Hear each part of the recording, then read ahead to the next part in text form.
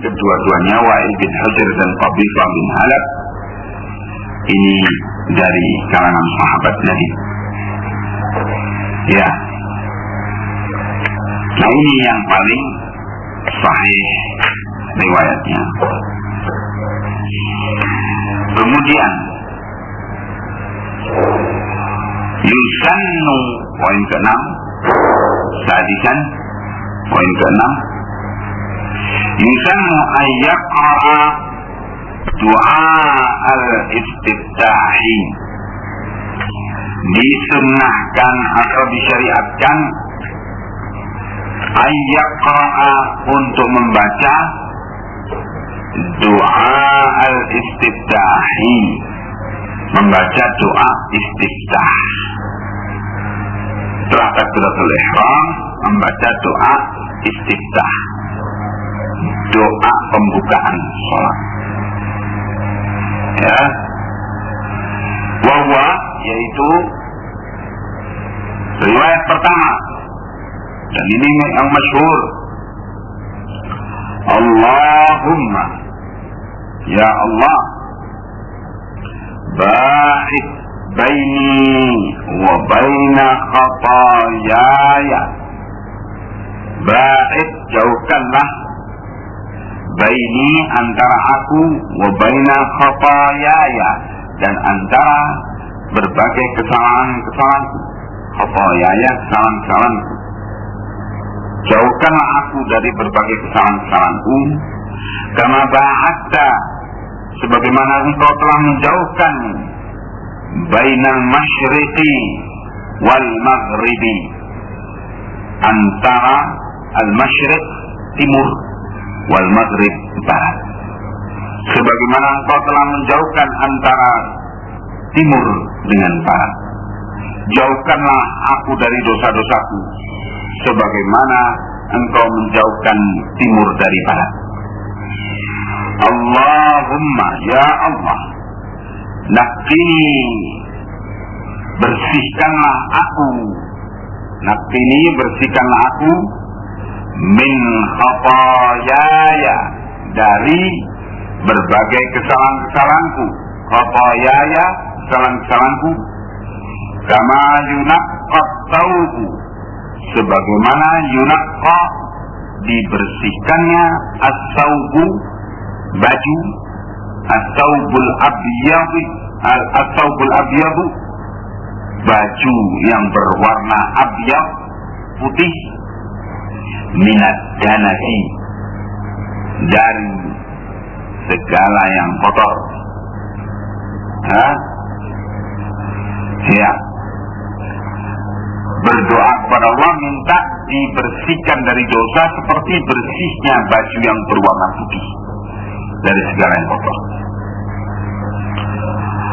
Allahumma, ya Allah, Allahumma ghsilni, ya Allah, cucilah aku,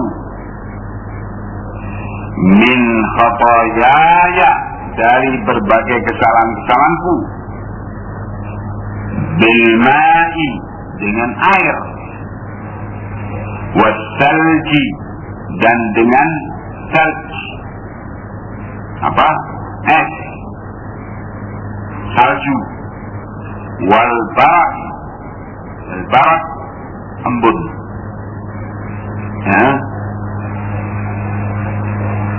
Ya Allah, cucilah aku dari berbagai kesalahan dengan air, dengan salju, dan dengan embun, alat-alat pencuci. Jadi ini doa istiftah yang pertama. Ya, riwayat yang masyhurah. Allahumma ba'id baini wa baina khatayaya kama ba'adta bainal masyriqi wal maghrib. Allahumma naqqini min khatayaya kama yunaqqa ath-thawbul abyadu min ad-danas. Allahumma ighsilni min khatayaya bil ma'i was-salji wal barad. Ya, ini doa istiftah setelah takbiratul ihram, sebelum membaca Al-Fatihah. Wa insya'a, kata beliau, kalau juga orang yang sholat itu menghendaki, qala badalan min dzalik, dia mengucapkan doa istiftah yang lain sebagai badalan, sebagai ganti dari doa itu. Ada yang lebih pendek, yaitu subhanakallahumma wa bihamdika wa tabarakasmuka wa ta'ala jadduka wa la ilaha ghairuk. Subhanakallahumma, maha suci Engkau ya Allah, wa bihamdika, dan dengan segala pujian bagimu, wa tabarakasmuka, dan maha mulia namamu ya Allah, wa ta'ala jadduka, dan maha tinggi jadduka, keagunganmu ya Allah, wa la ilaha ghairuk, dan tidak ada sesembahan yang benar yang selain Engkau ya Allah. Nah, ini lebih pendek daripada yang pertama tadi. Nah, boleh pilih antara yang di depan itu, yang di atas tadi, dengan yang ini.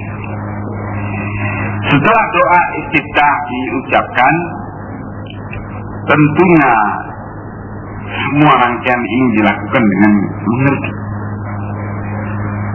mengerti di dalam bacaan sholat itu semakin membimbing kekhusyuan orang yang sholat.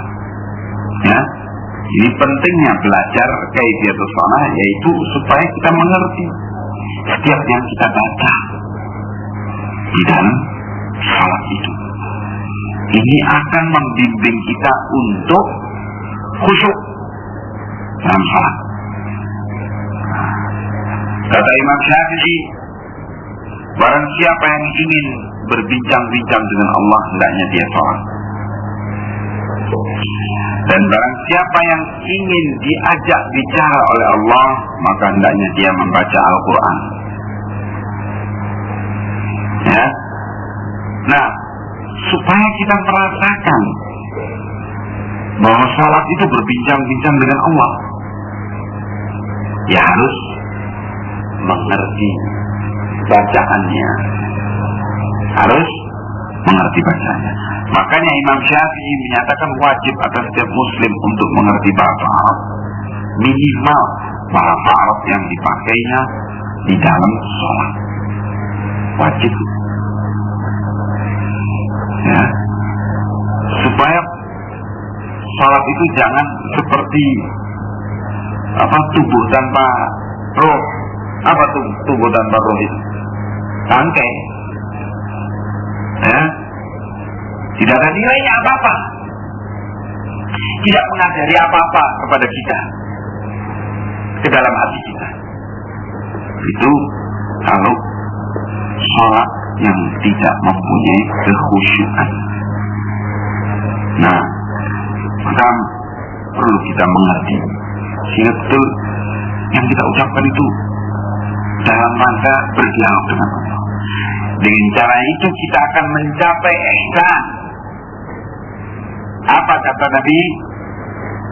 Wa mal ihsan, ketika ditanya oleh Jibril Rasulullah SAW, apa itu ihsan? Beliau menjawab, anta abudallaha ka'annaka tarahu fa illam takun tarahu fa innahu yaraka. Itu ihsan. Ialah engkau beribadah kepada Allah seolah-olah engkau melihatnya. Jadi mata hati melihat Allah. Fa illam takun tarahu, kalau kamu tidak melihatnya, fa innahu yaraka, maka sungguh dia kamu yakini bahwa dia Allah melihat engkau. Nah, dengan kamu pahami dialog semacam ini, doa kepada Allah, doa istiftah ini mengandung dialog kepada Allah. Nah, belum lagi nanti ketika kita membaca Al-Fatihah, di situ juga ada dialog dengan Allah. Ya, nah, perlu kita paham setiap kalimat yang kita ucapkan dalam sholat itu, sehingga khusyuk kita. Dan minimal kita merasa bahwa Allah sedang mendengar rintihan dan keluhan kita, pengaduan kita, permohonan kita. Minimal itu namanya ihsan, tingkat tertinggi daripada keimanan. Ya, tapi kalau orang sholat tidak mempunyai ruh, tidak mempunyai kekhusyuan, hanya begitu saja sholat, na'udzubillah, ini yang terjadi pada umat kita ini. Sholat, sekedar sholat, tidak mendidik apa-apa pada dia dengan sholat itu, sehingga dia tidak dapat apa-apa. Nah, banyak perkara nanti kita dapati di dalam keterangan-keterangan Nabi tentang bahayanya orang yang sekedar sholat. Antara lain, Rasulullah SAW menyatakan, tahukah kalian sejelek-jelek pencuri? Wih, sejelek-jelek pencuri. Pencuri aja sudah jelek. Ini sejelek-jelek pencuri. Hah? Kata para sahabat, Allah dan Rasulnya yang lebih tahu. Rasulullah menjawab, sejelek-jelek pencuri ialah orang yang mencuri dalam sholatnya. Pencuri dalam sholat? Para sahabat bertanya, ya Rasulullah, bagaimana orang mencuri dalam sholat? Kata Nabi, ialah orang yang belum sempurna rukuknya, sudah bangkit. Belum sempurna sujudnya, sudah bangkit. Ini adalah orang yang mencuri di dalam sholat. Na'udzubillah. Ya, coba kita lihat di dalam Al-Quran apa penegasan Allah, ancaman kepada orang yang sholat asal-asalan. Fawailun lil musallin alladzina hum an salatihim sahun alladzina hum yura'un. Ini orang yang sholat asal-asalan. Maka celakalah bagi orang yang sholat, yaitu orang yang lalai dalam sholatnya. Bagaimana tidak lalai? Dia tidak paham apa yang diucapkannya itu. Jelas lalai. Ya? Ini sahun, orang yang celaka dalam yang dikutuk oleh Allah dengan pernyataan Allah ini fawailun, maka celaka bagi orang yang sholat, yaitu yang sholatnya lalai, yang ria, hanya sekedar untuk dilihat orang bahwa dia sholat.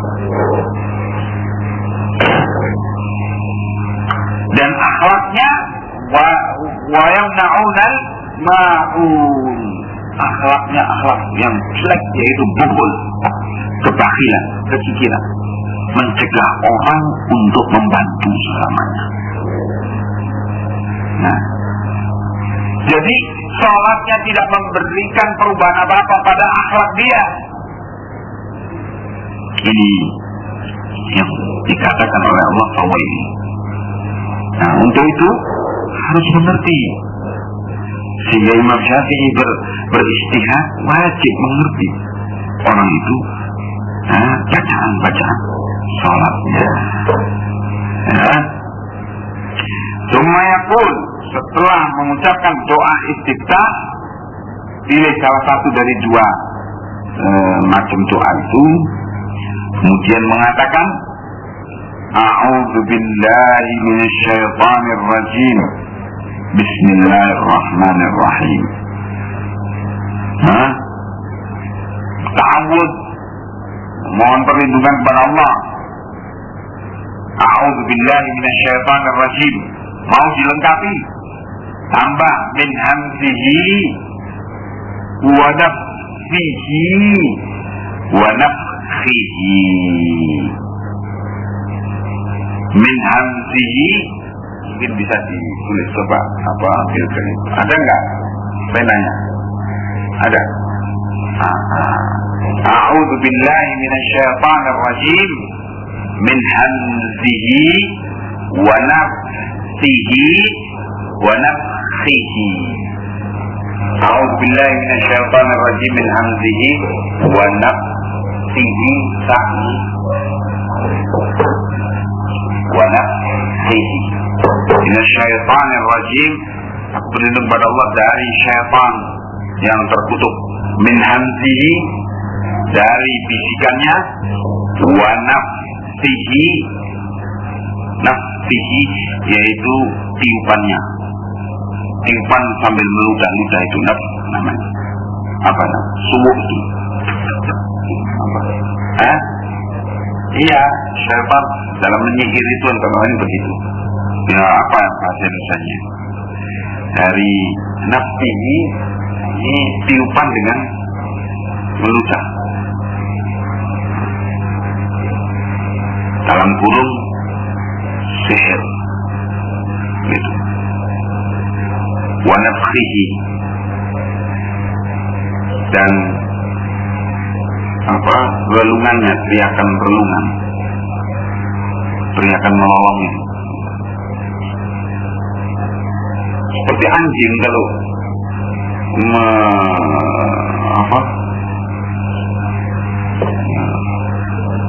menggonggong itu karena melihat syaitan atau mendengar syaitan. Nafas itu relungan syaitan dengan berbunyi. Itu kita berlindung pada Allah daripada itu. Wa nafthihi, tiupan dengan saksa.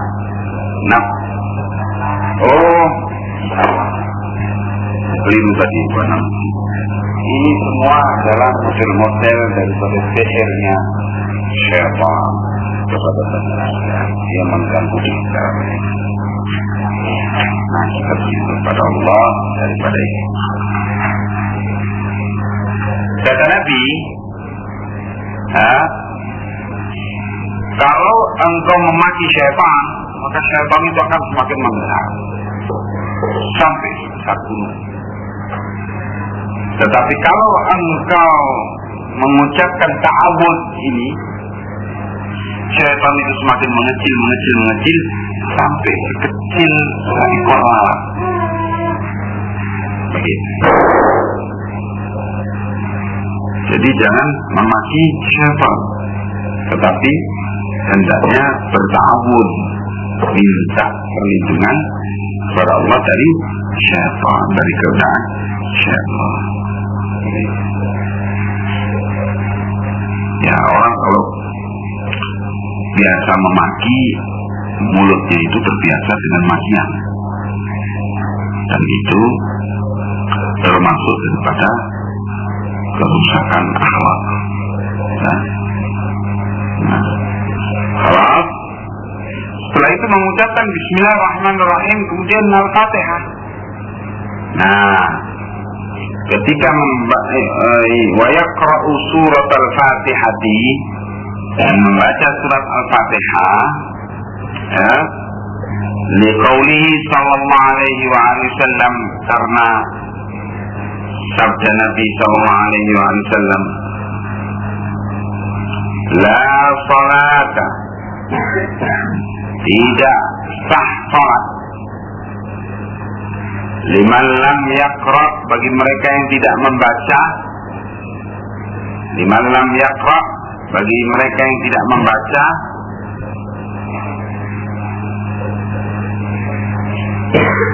bi Fatihatil Kitab, tidak membaca Fatihatil Kitab, yaitu surat Al-Fatihah.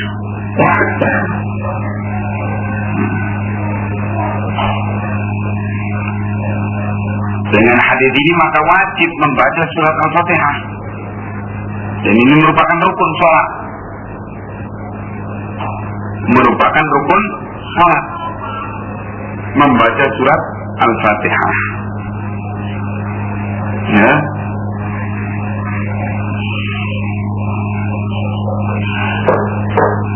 Membaca surat Al-Fatihah yang dilakukan oleh Nabi SAW dan Abu Bakar Siddiq dan juga Umar, Utsman,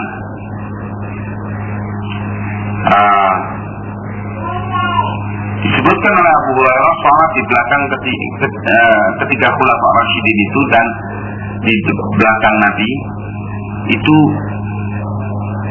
beliau tidak memperdengarkan Bismillahirrahmanirrahim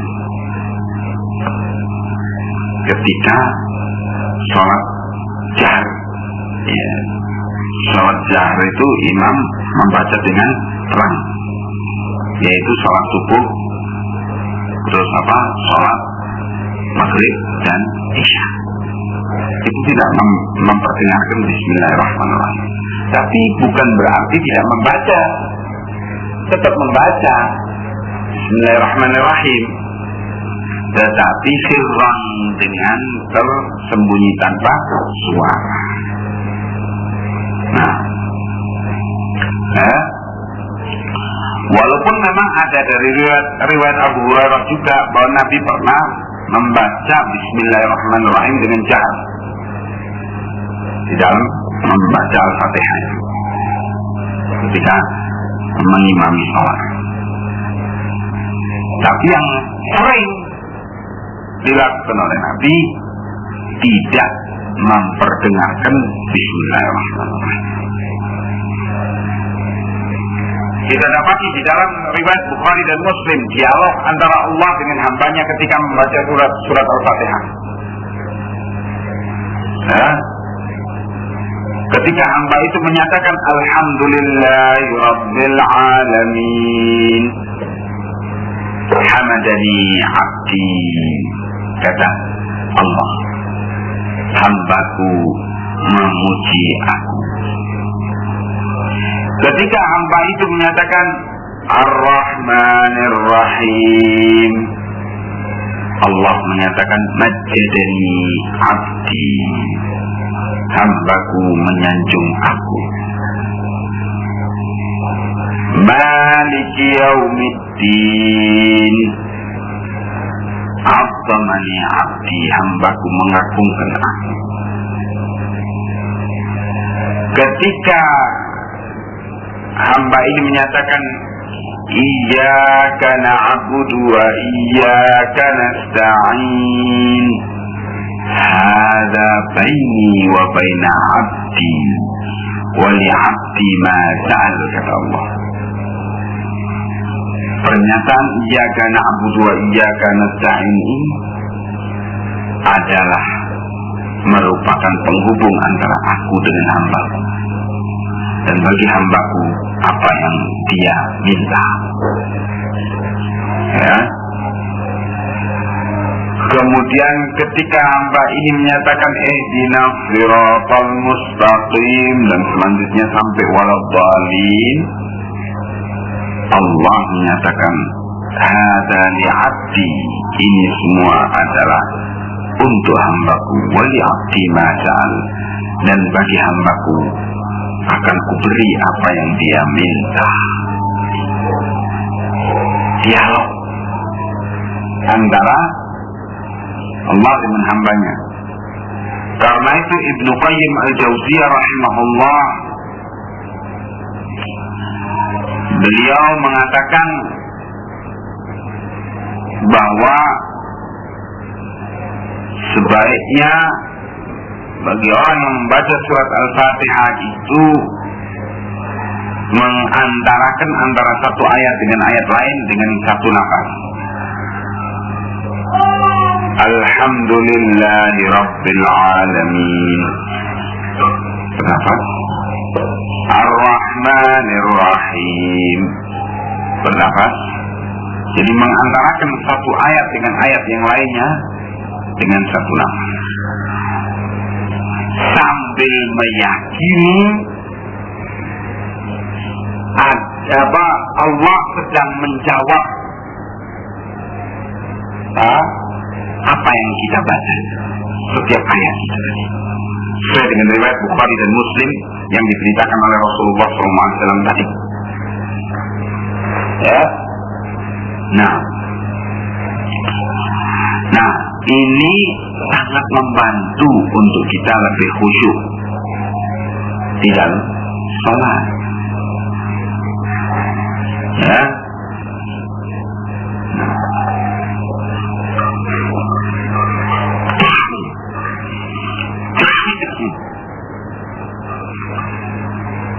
Kemudian membaca Al-Fatihah dengan keyakinan seperti itu tadi juga hendaknya kita memahami setiap ayat daripadanya. Bismillahirrahmanirrahim, dengan nama Allah yang Rahman dan Ar-Rahim. Ar-Rahman Ar-Rahim itu nama-nama Allah, ya, yang maknanya Ar-Rahman itu memberi rahmat kepada seluruh makhluknya, bahkan yang kafir maupun yang mukmin, sehingga yang kafir itu tetap bisa bernafas, bisa minum, bisa makan. Ini rahmat Allah yang umum sifatnya. Fasilitas hidup, diberi fasilitas hidup. Allah Ar-Rahman, memberi rahmat kepada semuanya, yang mukmin maupun yang kafir. Seluruh makhluk Allah diberi. Bahkan iblis diberi peluang untuk hidup sampai hari kiamat. Ya.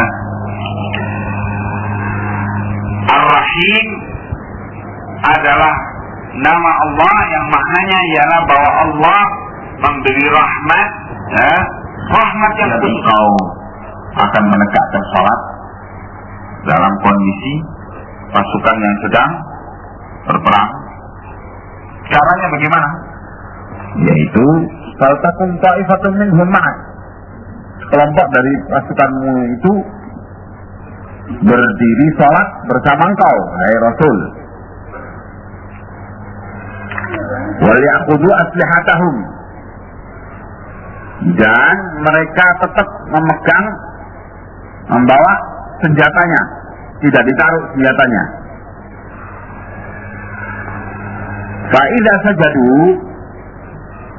maka kalau mereka itu sebagiannya sujud, maka sebagian yang lain yang membawa senjata itu falyakunu min waraikum, mereka tetap berjaga-jaga di belakang, di saf belakang, dalam kondisi tetap salat. Jadi takbiratul ihram bersama-sama, dalam keadaan saf belakang membawa senjata. Allahu Akbar bersama-sama. Allahu Akbar. Ketika ruku, sujud tidak ikut, tetap berdiri, berjaga-jaga. Fa idza sajadu falyakunu min waraikum, apabila mereka sujud maka yang lainnya itu ada sekelompok dari mereka di belakang engkau, di saf belakang. Wal ta'ti ta'ifatun ukhra lam yusallu, dan hendaknya bergabung kelompok yang lainnya yang belum sholat. Fal yusallu ma'ak, kemudian ikut bergabung sholat bersamamu. Wal ya'khudhu hidrahum wa aslihatahum, dan hendaknya tetap mereka itu memegang senjata mereka, dan tetap mereka itu ya'khudhu hidrahum, menjaga kewaspadaan mereka dan membawa senjata mereka.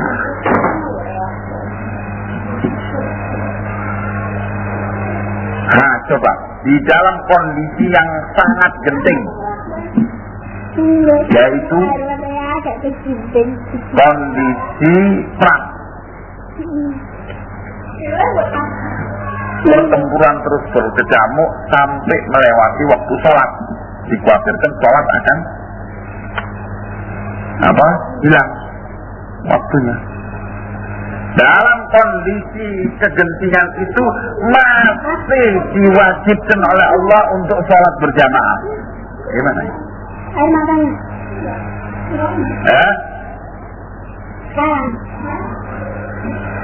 Fa'aujaba subhanahu, kata Syekh, fa'aujaba subhanahu, maka Allah yang Maha Suci tetap mewajibkan ada as-salati, menunaikan sholat fil jamaati, di dalam kondisi berjamaah, fi halil harbi, dalam kondisi perang. Iya. Fakaifa bihalil musallam, fakaifa bihalil silmi, bagaimana pula dengan keadaan damai? Dalam keadaan perang tetap diwajibkan berjamaah. Bagaimana dalam keadaan damai? Ini namanya min babil aula, tentu lebih wajib. Ya, ini dalil kedua tentang wajibnya sholat berjamaah. Walau kana ahadun, seandainya lah, kata Syekh, seorang yusamihu atau yusamahu fi tarki sholati fi jamaatin, seandainya seorang itu diperbolehkan, yusamahu, diperbolehkan fi tarki sholati fi jamaatin, untuk meninggalkan sholat dalam keadaan berjamaah. Seandainya seorang itu diperbolehkan meninggalkan sholat dalam berjamaah, lakana al-musafuna lil adu, niscaya pasukan yang sedang berbaris menghadapi musuh, musafun berbaris, lil adu menghadapi musuh, menghadapi serangan musuh, wal muhaddiduna bihujumihi alaihim, dan pasukan yang berjaga-jaga dihujumi dari kemungkinan serangan musuh alaihim, atas mereka. Niscaya pasukan yang dalam kondisi demikian aula bi ayyusmaha lahum fi tarkil jamaah, lebih utama untuk ayyusmaha, untuk diperbolehkan lahum bagi mereka fi tarkil jamaah, untuk meninggalkan sholat jamaah. Ya, seandainya sholat jamaah itu tidak wajib, diperbolehkan orang meninggalkan sholat jamaah, niscaya yang demikian ini, pasukan yang demikian ini lebih utama untuk diperbolehkan, tetapi kenyataannya tetap diwajibkan. Falamma lam yaqa' dzalika, maka ketika kenyataannya tidak terjadi demikian, tidak diizinkan pasukan itu meninggalkan jamaah, kenyataannya ulima, maka diketahuilah anna ada as-salati fi jama'atin, diketahuilah bahwasanya menunaikan salat dalam berjamaah min ahammil wajibat, termasuk daripada aham, perkara yang paling utama, paling penting dari perkara-perkara al-wajibat yang diwajibkan.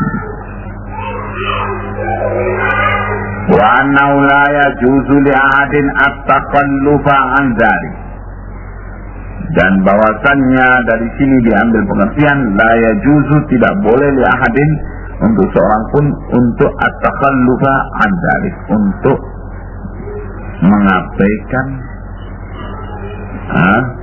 meninggalkan kewajiban tersebut. Ini jelas. Jadi dalil kedua ialah surat An-Nisa ayat 102 yang menyatakan apa? Yang menyatakan perintah sholat jamaah bagi pasukan yang dalam kondisi perang. Maka tentu dalam kondisi damai lebih utama. Baik.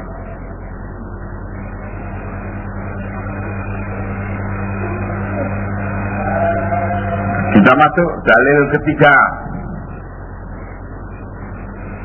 sekarang. Itu hadis. Wa fi sahihaini, diriwayatkan, disebutkan dalam Bukhari dan Muslim. An Abi Hurairah radhiyallahu anhu, dari Abi Hurairah yang Allah telah meridainya, an Nabi sallallahu alaihi wa alihi wasallam, dari Nabi sallallahu alaihi wa alihi wasallam, annahu qala, bahwa Nabi bersabda, laqad hamamtu, sungguh-sungguh aku berkeinginan, an amura bis salati, untuk aku memerintahkan orang untuk sholat. Satu qam, maksudnya aku perintahkan orang untuk menunaikan jamaah. Satu qam, kemudian jamaah itu di masjid ditunaikan. Kemudian amura rajulan, aku perintahkan seorang pria, ayu salliya bin nasi, untuk mengimami sholat. Ayu salliya, untuk sholat bin nas, dengan manusia, dengan kaum muslimin, yaitu mengimami sholat.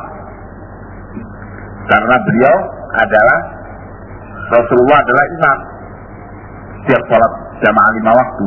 Nah, beliau berkeinginan kuat untuk orang qomat, kemudian orang bersos-sos menyiapkan diri untuk sholat jamaah, kemudian beliau ingin menunjuk seseorang jadi imam menggantikan beliau, ya. Summa antaliku birijalin,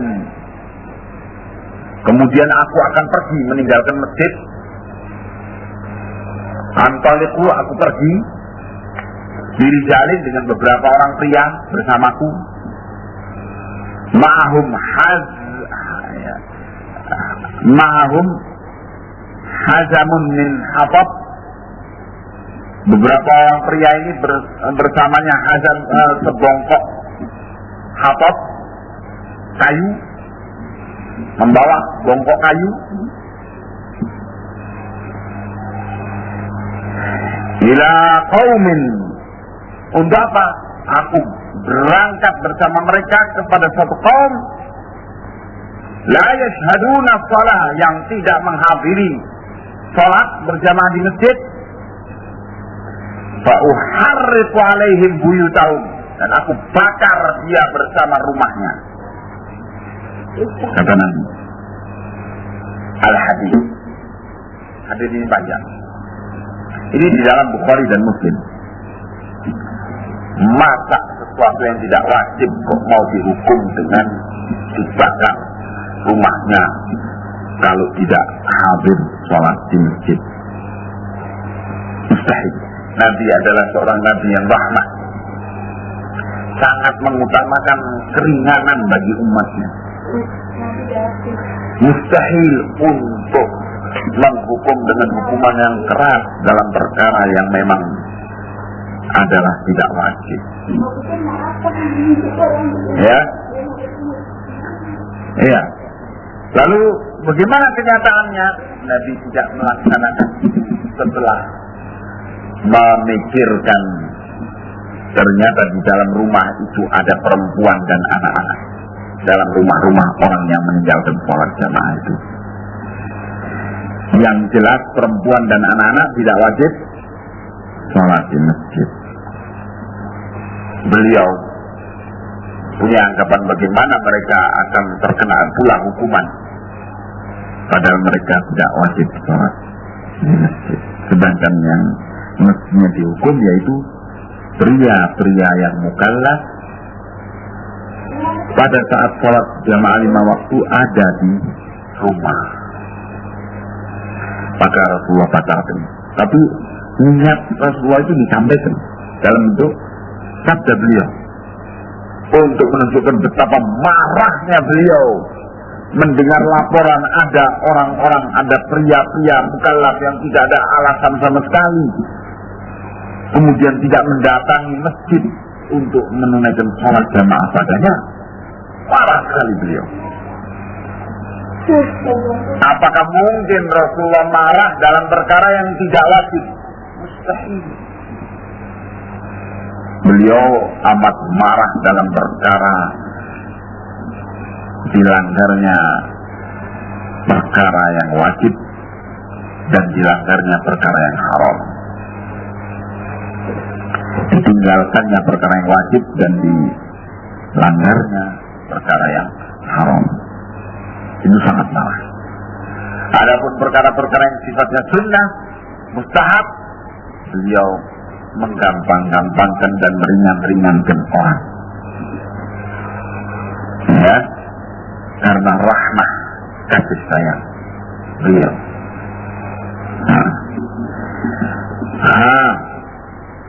Hadis ini tegas menyatakan apa?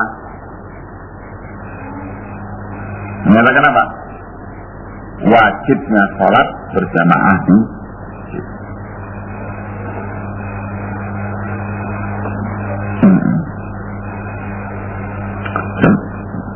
Dan karena memang ini adalah madhab daripada Hambali, sedangkan kerajaan Saudi itu kerajaan di atas konstitusi negara itu ialah syariah Islamnya dengan madhab Hambali. Maka sholat jamaah 5 waktu di masjid adalah wajib, sehingga kalau ada azan terus toko atau kantor buka, wah segel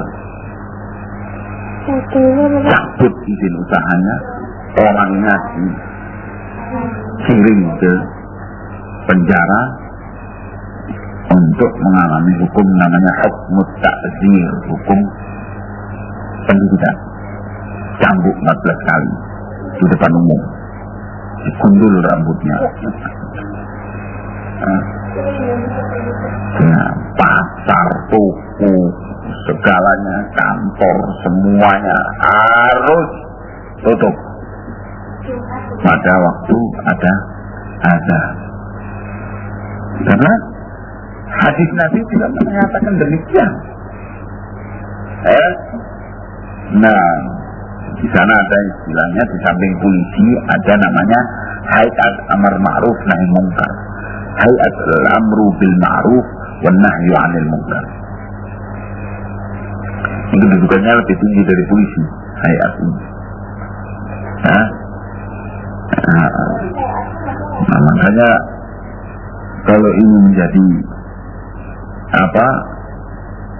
prinsip atau menjadi konstitusi dalam negara, masya Allah, sehat, masyarakat itu sehat dengan tetap menjaga sholat jamaah.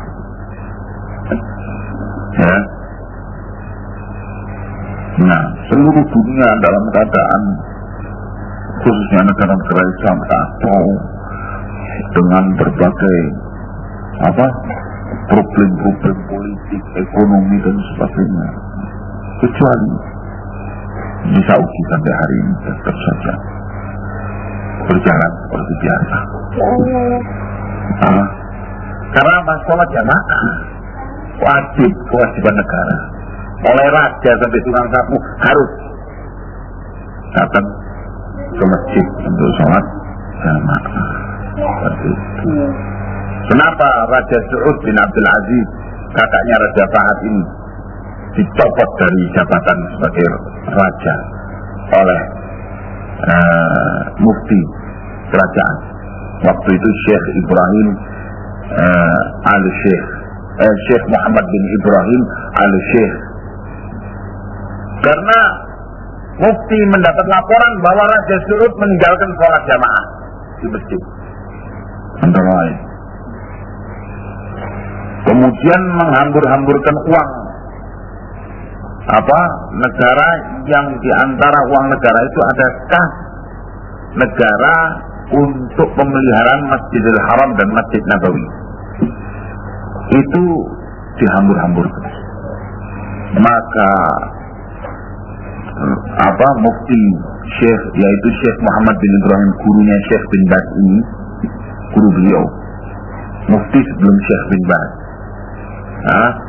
bernama Syekh Muhammad bin Ibrahim, dari anak cucu Syekh Muhammad bin Abdul Wahab rahimahullah.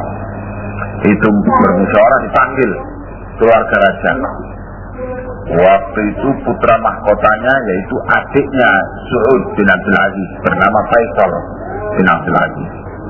Panggil, di mana ini kakakmu berbuat begini.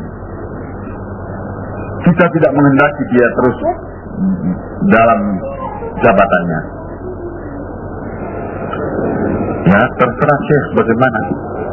Ya sudah, kalau gitu saya baiat kamu untuk menggantikan dia sebagai raja. Dibaiat, maka diumumkan di radio waktu itu. Bismillahirrahmanirrahim. Dibawakan ayat Quran dan hadis. Kemudian kita telah membuat keputusan. Kita para mufti kerajaan telah membuat keputusan bahwa hari ini, tanggal sekian hari ini, sebutkan harinya, dengan bimbingan Allah kita telah mencopot Raja Saud bin Abdul Aziz dari jabatannya, dan sekarang dia tidak lagi menjadi raja, dan saya nyatakan penggantinya ialah Faisal bin Abdul Aziz. Itu pasukan di sana, ada pasukan yang di bawah pemerintah dan ada pasukan yang di bawah ulama. Yani pasukan yang di bawah ulama itu namanya Al-Ikhwan, pasukan Al-Ikhwan, ya, bukan Ikhwanul Muslimin, Al-Ikhwan. Itu langsung bergerak itu pasukan ke istana dan maunya menangkap Raja Saud, tetapi raja sudah dilarikan oleh keluarganya ke Mesir. Kemudian langsung hari itu dibaiat Raja Faisal bin Abdul Aziz menggantikannya. Itu terjadi karena memang kerajaan konstitusinya menyatakan sholat jamaah itu wajib. Ketika raja tidak menghadiri sholat jamaah di masjid, bubar. Dan kalau para ulama sudah menyatakan suatu keputusan, sudah tidak bisa berbuat apa-apa. Nah, ini masih sebagai barokah daripada dakwah. Walaupun dengan berbagai kekurangan-kekurangan yang ada pada kerajaan ini, tetapi satu kebaikan yang tidak didapati pada negara lain, yaitu mewajibkan sholat jamaah, merupakan konstitusi negara, ya, dan melarang adanya bid'ah dan melarang adanya syirik, sehingga sampai hari ini, nah, alhamdulillah Allah berkahi dakwah dan negara, ya, walaupun dalam kondisi kegoncangan dunia dan serangan dan permusuhan dunia kepada Islam dan Muslim di seluruh dunia, termasuk yang kita alami sekarang di Indonesia. Nah, barokah daripada syariah. Nah, kepercayaan ya mampir ke masjid, maksudnya dalam satu masjid, ya permisi mau sholat jamaah, ya, kecuali kalau kamu dalam kondisi musafir. Kalau musafir ya tidak ada kewajiban sholat jamaah, ya, tapi mungkin wajib sholat di masjid. Nah, kecuali kondisi kegentingan tertentu yang memang tidak bisa diabaikan atau tidak bisa diwakilkan kepada orang lain. Seperti Rasulullah ini meninggalkan sholat jamaah kan? Apa? Untuk keliling, cari orang yang di rumahnya, dia tinggal di rumahnya dan tidak sholat jamaah.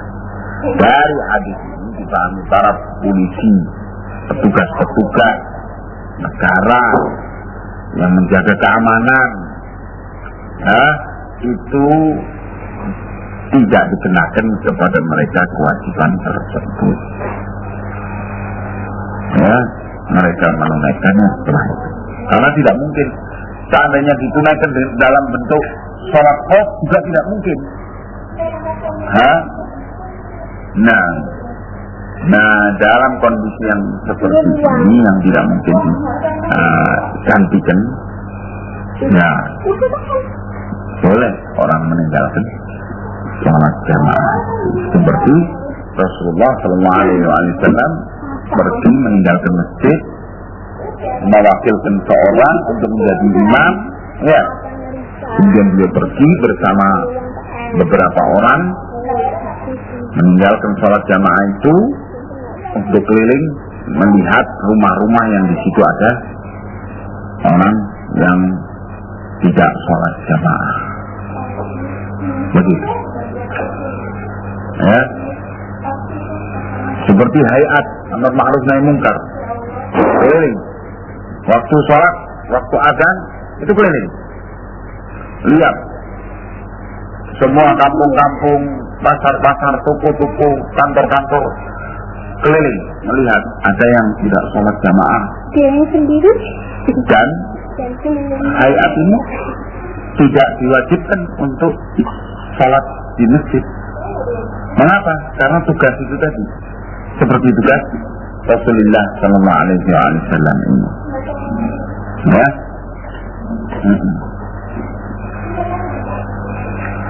Nah, kalau memang dalam kondisi yang seperti itu, apakah pertemuan yang membahas perkara kegentingan yang tidak bisa tidak?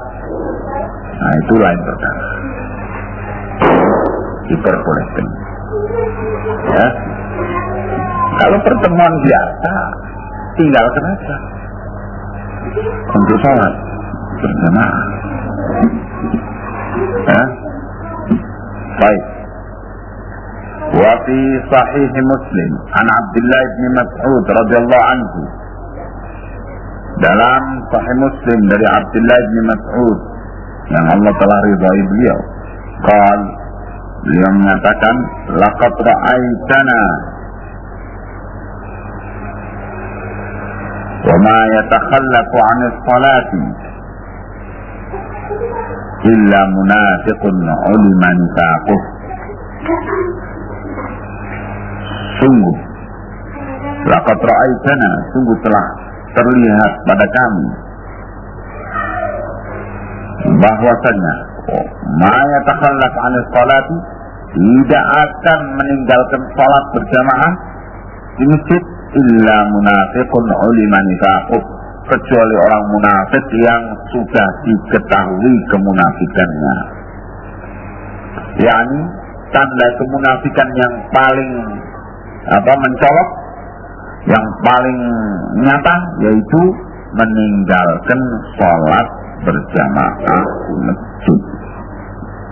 Al-marid, atau adalah orang yang sedang sakit. Wa in kana al-maridu liyamshiya bainar rijlaini hatta ya'tiya shalah. Jadi yang meninggalkan salat berjamaah itu dua, yaitu munafik yang memang telah sangat transparan kemunafikannya. Yang kedua, orang sakit. Nah, kalau orang sakit ini masih mampu berjalan di atas dua kakinya, liyamshi bainar rajulaini, untuk berjalan di atas kedua kakinya, bainar rijlaini, bukan rajulaini, rijlaini, yang berjalan di atas kedua kakinya, tetap hatta ya'tiya shalah, hendaknya tetap mendatangi salat.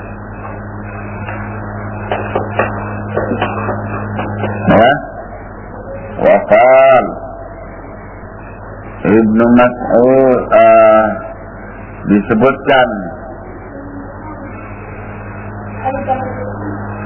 dari Ibnu Mas'ud bahwa beliau menyatakan Inna Rasulullah sallallahu alaihi wasallam, bahwasanya Rasulullah sallallahu alaihi wasallam allamana sunanal huda, mengajari kita sunnah-sunnah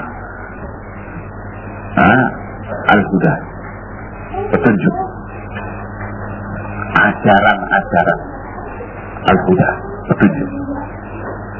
Wa anna min sunanil huda, dan termasuk daripada ajaran-ajaran petunjuk ialah as-salatu fil masjidil ladzi yu'adzinu fihi, salat di masjid yang ada adzan padanya, yang ada adzan padanya. Yaitu kalau ada adzan berarti apa? Pengumuman bahwa masjid itu akan menunaikan salat jamaah. Begitu. Nah, coba kita lihat di dalam Sahih Muslim ini bahwa orang yang suka meninggalkan salat jamaah di masjid itu munafik. Oleh manifaquf yang sangat tampak kemunafikannya.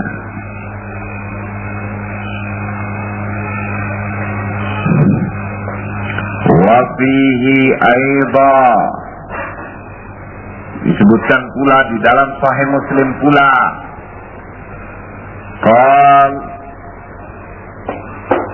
bahwa Rasulullah sallallahu alaihi wasallam bersabda, man sarrahu, barang siapa yang ingin ayyalqallaha ghadan, untuk berjumpa dengan Allah ghadan, esok di hari kiamat,